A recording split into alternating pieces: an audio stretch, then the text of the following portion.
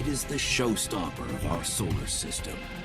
Basking in its own glow, it seduces all admirers. However, it is a beauty with a mean streak.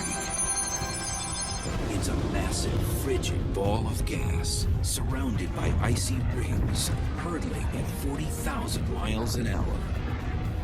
It is a planet of violent weather, with a polar storm bigger than the United States of America. Saturn has some of the most powerful weather in the solar system. Lightning can be 1,000,000 times more powerful than lightning here on Earth. But its moons are even more exciting. The geysers on Enceladus are erupting water vapor hundreds of miles into the air because of the much lower gravity there and the fact there's no atmosphere holding them in. Another has an atmosphere with oceans and mountains. Could life exist on one of these moons? Saturn, Lord of the Rings.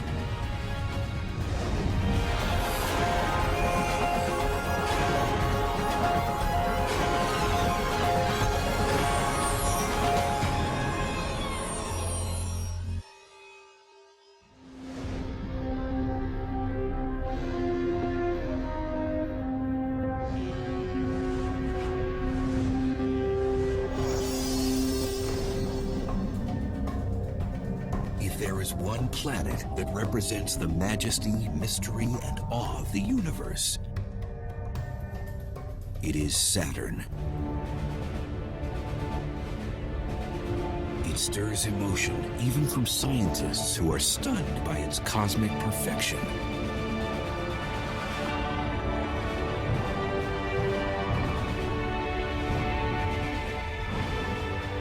You gotta hand it to Saturn for being the most beautiful thing out there. It's been my favorite planet since I first saw it through a telescope. While it looks sleepy and serene, the sixth planet from the Sun is anything but.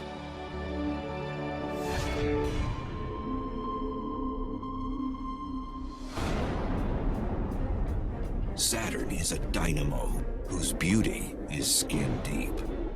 Saturn is an absolutely frigid place. You wouldn't want to step out on the surface. For one reason, you'd fall because there is no surface, but secondly, you'd freeze to death instantly. Saturn is a hunk of hydrogen and helium that races around its axis, distorting its shape.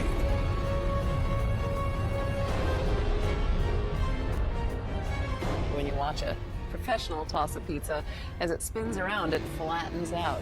So it's the same kind of idea. Because it's spinning so rapidly, it's actually sort of squashed, sort of bulges in the middle. It's called an oblate spheroid. Even though it's much more massive than our own planet, you'd actually weigh slightly less on Saturn than you do on Earth. A 150-pound human would weigh only 137 pounds on Saturn. That's because Saturn has such a low density, the only planet in the solar system less dense than water. Saturn is so bloated, the gases take up so much space compared to the total amount of mass in Saturn that its density is less than 1. So if we could get somehow some really big ocean and put Saturn in it, it would float.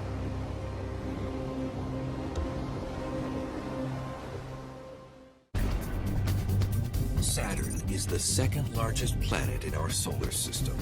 It is a gas giant, a mass of hydrogen and helium 750 times the size of Earth. A day on the planet is 10.6 hours long, and it takes 29.5 Earth years to orbit the Sun. It has 48 named moons.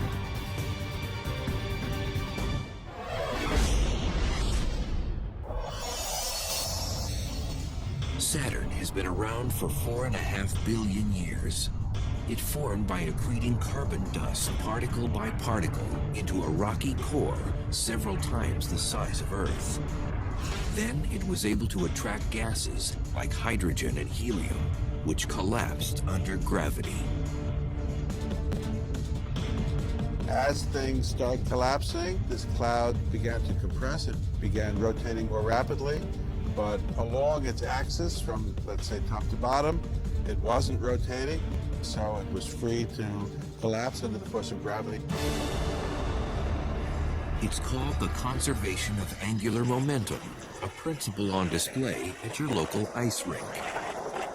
If you push your arms out, if you're an ice skater, you'll go more slowly. If you pull your arms in, then you'll be more concentrated towards the axis of rotation and you'll have to spin faster. And that's just what happens for a planet as it condenses. A spinning Saturn came out of this collapsed disk.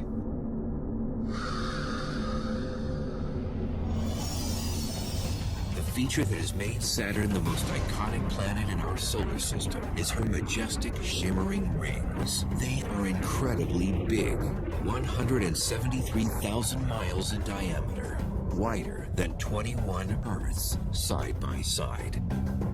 So it would take you 2 days in a really fast rocket ship to get from one side of the rings to the other.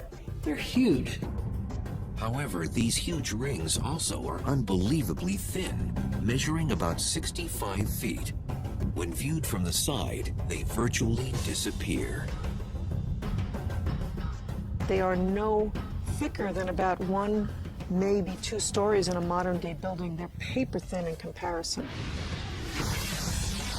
The rings may look like perfect solid disks. However, they are actually made up of billions of pieces of space debris.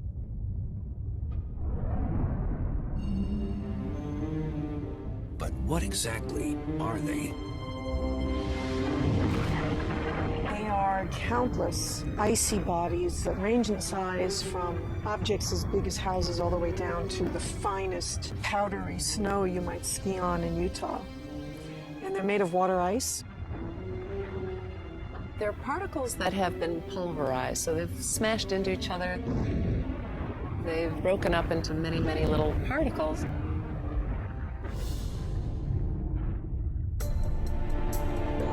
If you were to be inside those rings, it'd be like in a beehive. They're all over the place, so bees in a swarm. It's a hostile place. You do not want to try to put a spacecraft through those rings. And these particles spin very fast. And they're screaming around the planet at 20 to 40,000 miles per hour. The inner rings spin faster than the outer rings, and there's a reason for that. Kepler's laws say that if you're going to orbit in a circle around a central body, if you're close up, you move really fast, and if you're far away, you move really slow. If a particle the size of a grain of sand moving at hypersonic speed were to strike a spacecraft, it would be like a shotgun blast at point-blank range. Now get outside the rings, things are much quieter. If you want to take a country drive around Saturn, go this way instead of following the rings. Why the rings are there is one of the planet's great mysteries. The rings might have once been some of Saturn's moons that got too close and smashed into each other. The fractured pieces were held by the planet's gravity to become its rings.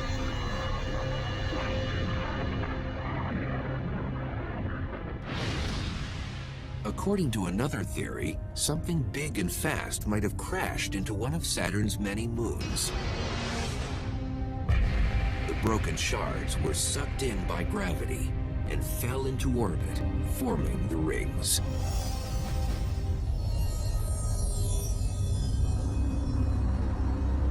Although scientists disagree as to how the rings were formed, they do agree as to who first studied them.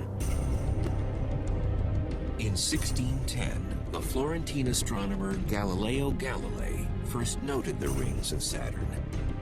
He saw these little things sticking out on the side of the planet. He had no idea what they were. So like any good astronomer, Galileo kept a journal, and he wanted to write into his journal what he had seen, but he didn't have a word for it. So in his journal, right in with the words, he drew in a drawing in place of a noun, and this is what he drew. Here's Saturn, and here's these two things. Unfortunately, Galileo never really figured out what it was. We had to wait for a later astronomer to do that. 45 years later, a Dutch physicist, Christian Huygens, had an answer. He knew that there wasn't just one ring, but several giant rings. Today, there are 7 known ring regions. There's the A ring, the B ring, and the C ring. So those are the 3 main rings. There is a ring interior to the C ring called the D ring. And once we got there with Voyager, it showed us the F ring in all its glory. And then there are some diffuse rings outside, the E and the G ring. Each of these rings has a different personality. The A ring is almost transparent, which is why light easily passes through it. The B ring is dense, chock full of material. The C ring is even more transparent than the A, while the D ring is barely there. There's a lot of neat things in those rings. So you can't think of them as a homogeneous body. You got to think of each particle inside those rings and what each one's doing. These distinct qualities are what we see as colors, shapes, and shadows, the wonder that is Saturn's rings.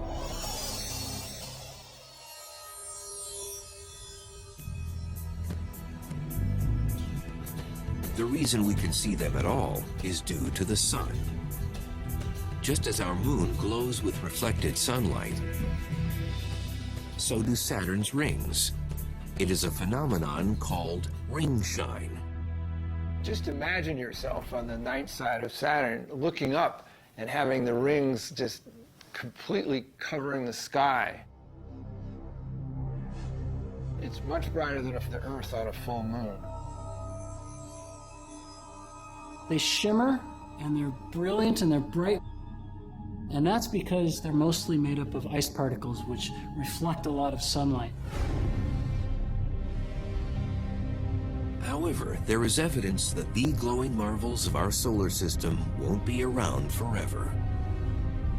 Some scientists are asking, just when will they disappear?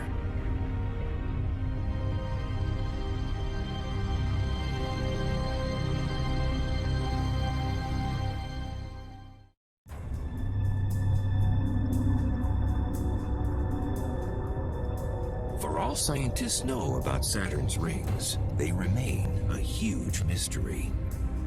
When they appeared is a point of much debate.